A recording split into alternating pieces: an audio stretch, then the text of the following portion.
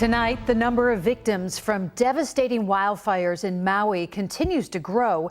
At least 99 people are now confirmed dead, with close to 1,000 still missing. Now, recovery teams have worked through about 25% of the burned out areas as crews and cadaver dogs sift through the rubble and the debris.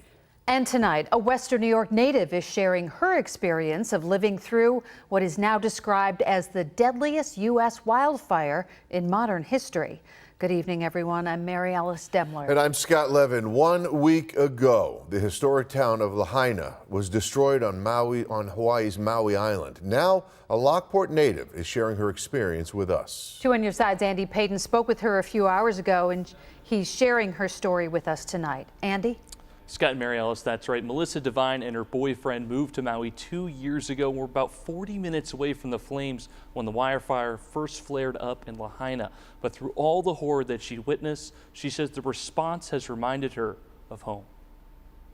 Tonight, these are the scenes in Lahaina, a place where thousands once lived, and a place where Lockport native Melissa Devine and her boyfriend would frequent since moving to Maui 2 years ago. It's like it could have been any of us, you know. Last Tuesday, Melissa said she was leaving work at a yoga studio in Kihei, about a 40-minute drive from Lahaina, when she started to notice smoke rising from the mountains and received a notice on her cell phone telling her to evacuate. So I was driving down the Maui Veterans Highway, and the right side of me, just like, it looked like Armageddon. There was flames everywhere. People were panicking to get out of Kihei. It really felt like doomsday. She says she considers herself one of the lucky ones.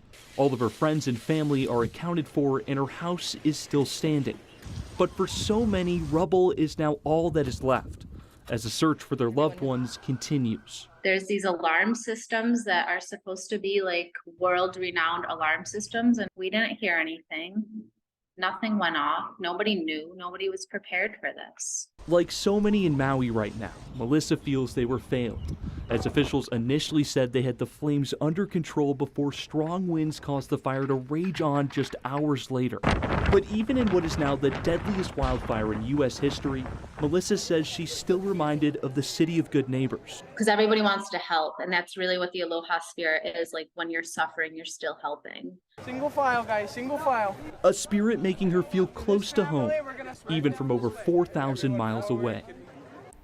And that spirit Melissa talked about is here as well. We're told the non-for-profit 8 Days of Hope, which has its satellite office here in Buffalo, will have volunteers in Maui at some point today. And for those here in Western New York, Revolution Buffalo is holding a cycling ride next Sunday at Canalside, where all proceeds will be donated to the American Red Cross of Hawaii. In the newsroom and on your side, Andy Pate, Channels News.